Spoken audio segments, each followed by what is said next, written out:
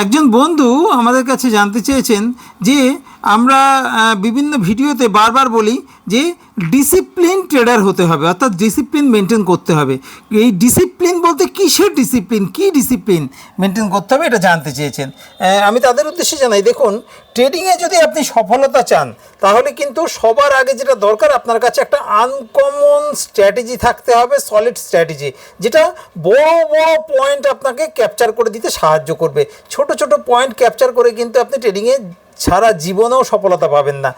এইবার আসছি আপনার কথায়, যে এই যে বড় পয়েন্ট ক্যাপচার করবেন তার জন্য যে সঠিক আনকমন আপনার কাছে স্ট্র্যাটেজি থাকবে, সেই স্ট্র্যাটেজি মেনে চলতে হবে।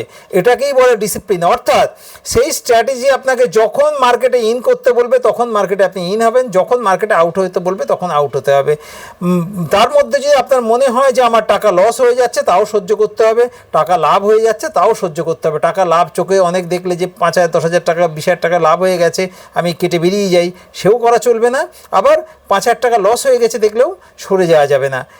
ডিসিপ্লিন একেই বলে যে আপনার যে স্ট্র্যাটেজি থাকবে সেই স্ট্র্যাটেজি অক্ষরে অক্ষরে আপনি মেনে চলবেন মিনিমাম 100 দিন, তবেই আপনি সফল ট্রেডার হতে পারবেন এবং সঠিকভাবে কাজ করতে পারবেন, ট্রেডিং থেকে সফলতা পাবেন। ট্রেডিং শিখুন, ট্রেডিং থেকে সফলতা আয় করুন, প্রচুর ইনকাম করুন। সুস্থ থাকুন, ভালো থাকুন। ধন্যবাদ।